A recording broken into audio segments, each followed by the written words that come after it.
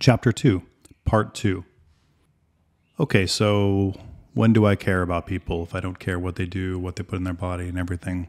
So I went into this in the book and I said, well, I can't be involved in people's lives, but when I can take notice and help is when people are suffering and they realize they need help.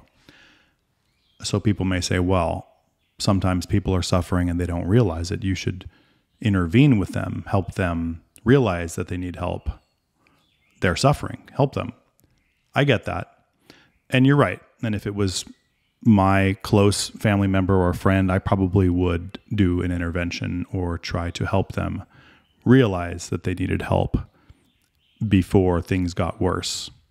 You're right. That would be the case. However, I'm talking about general people that I don't know. It's very hard to try to take a stranger and convince them that they need help until they themselves realize that. So I would just consider that there are so many people that are suffering and need help and realize they need help that's the low-hanging fruit. Let's try to help all those people first. That's what I would think is the best use of my time in running a treatment center. Notice that I did not say when people are suffering and they admit that they need help. I said when they realize they need help. And the reason why I said that is because someone could admit something and not be sincere about it. They could be saying that because you want them to say that. They need to realize for themselves that they need help. That really is a big difference when they look at themselves in the mirror and they say, okay, they're right or whatever. I need to get this help. And maybe they're so afraid that it will be something like this. Maybe what you're doing isn't wrong. Maybe your life is just perfectly fine using heroin every day of your life, right? But could life be better for you? That's a way to sort of break that black and white thought of I'm not doing anything wrong. My life is fine. Everything's good. Okay. Could it be better? And most of the time, people will admit that life could be better than it is now because it can always be better. If they don't think it could possibly be better than it is, you might be dealing with somebody that's going to be really hard to get through to. Once people realize that life can be better from wherever they are, then you can offer to help them, and they'll generally be more inclined to accept that help. Ultimately, people are struggling out there. Life is hard. They get out of school or they're in school if they're young. It's not the way they expected. They see people happy all over social media. Life is amazing. Their 15-year-old is a billionaire on YouTube and they're not, and they feel worthless and all these different things. It's sad. It's sad that life is that way right now in this modern age, and that most young people feel inferior when they're not doing anything wrong. They're just trying to grow up and navigate the world. And that translates to adults too. Some people go to school, college, get out into the workforce. They sort of did everything right, got good grades, got the job, and then they go, oh, is this it? I just go to work every day for some boss I don't like, doing a job I don't really love for money. And so I can buy stuff, have a mortgage, take vacations once in a while. A lot of times people will get to that point where life seems a little bit meaningless. And, there's a lot of different ways to add meaning to your life, but sometimes people will not take those avenues and they will turn to substances instead. So, and especially when it's so sensationalized. Like, let's look at the advertising for alcohol. Look at the nice looking people in these ads with, looking all bougie with their vodka or their, whiskey or whatever. I mean, it's just, they're being sold this stuff. They're being sold that you drink this and life will be better. You'll be cool like me. It's almost like cigarettes with the Marlboro Man, right? You'll be cool. And, people fall into that stuff. So let's not blame them too much. We just want to help them realize why they feel like life sucks and it's hard. because a more constructive way to deal with that could be taking up hobbies, going for hikes or adventuring, learn a new language, take up spirituality or religion or yoga or exercise, or there's a million different ways to fill that need of, I need more meaning in my life. But a lot of times people, they can't always see that. And especially if they're hanging out with people that they all get together and drink or you do drugs, then it makes it really easy to just commiserate with other people that are doing that same thing.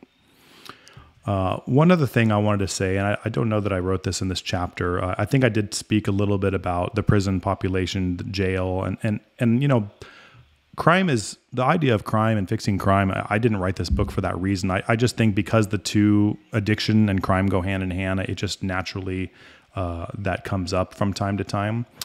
And I wanted to say that ultimately people need to feel valuable.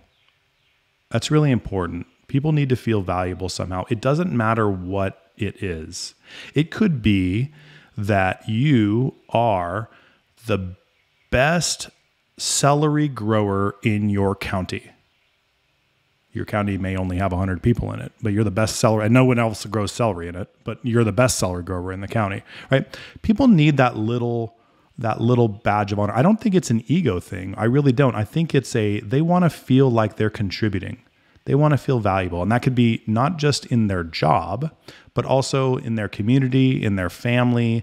We see this with children as they're growing up. If they feel more like a burden than like they're contributing to the family, then they start to feel more worthless. That's why it's really important when you're raising your children to let them help out, even though it's going to take them 10 times the amount of time to sweep the floor, that you could just wrap it up real quick and you're really busy and you just want to get it done. If you just say, no, give me the broom, I'll do it, then they're going to feel worthless. Oh, I'm no good. Okay, I guess I'm not good at that. Let them help.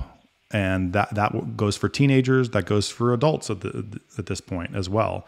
If they can feel valuable, they will have self-respect.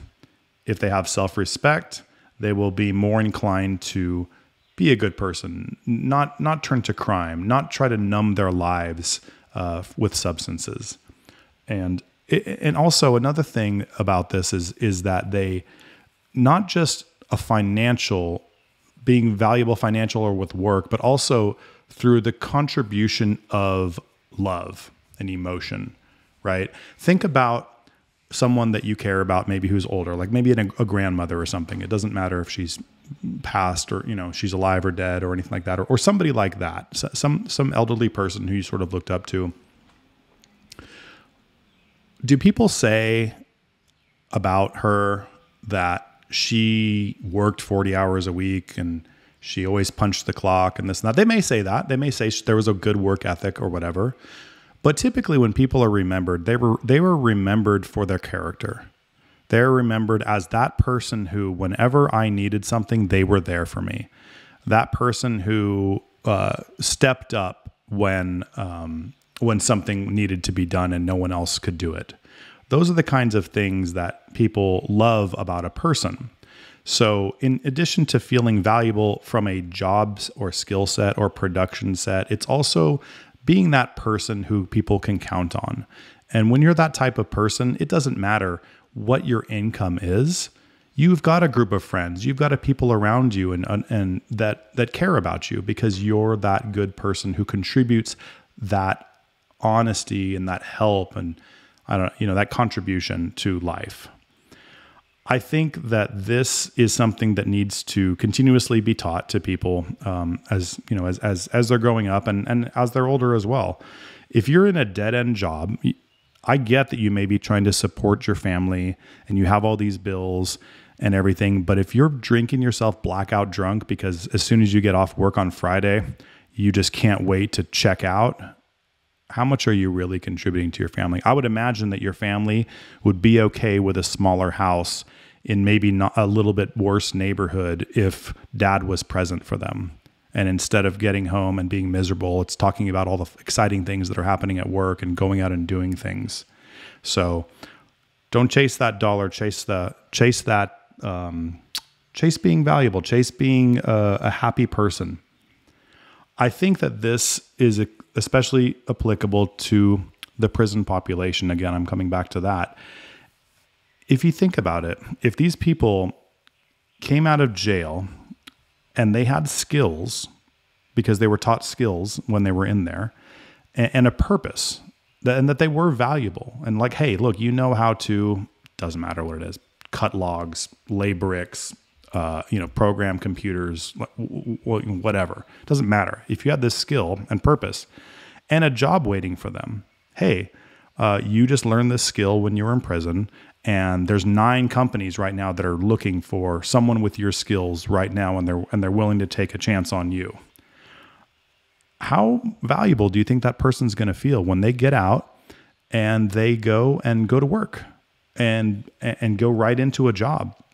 Do you think they're going to go back to crime right away? I doubt it. I think they're going to give this life a chance to see if they can make it work. Unfortunately, that's not happening right now, the way the system is currently set up. And so people don't believe in themselves when they're there in prison because nobody believes in them, because the system confirms that you are in jail, you are whatever, worthless, you are. I'm not forgiving their crimes, but I'm saying while they're in there, sitting in a cell, rather than just lifting weights, let's get them, for their own sake and for the sake of society, skills and a trade and to be valuable, so that they can come out and can contribute again. Just like that child who wants to sweep the floor but doesn't really know how to do it yet.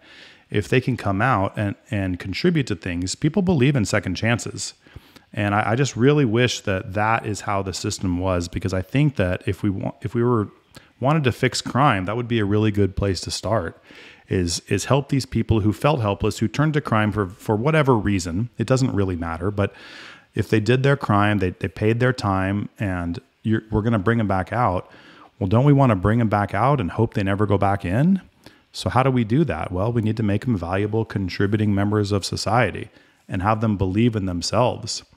And in order to do that, we should teach them skills so that we will believe in them too. Anyway, it's a bit of a ramble on this chapter, but I think it still all comes back to the suffering. People are suffering in life, so they're addicted. Why are they suffering? Well, they don't feel valuable. Why? They don't have self-respect. They don't feel like they're needed. I think all these things contribute to the whole course of this industry.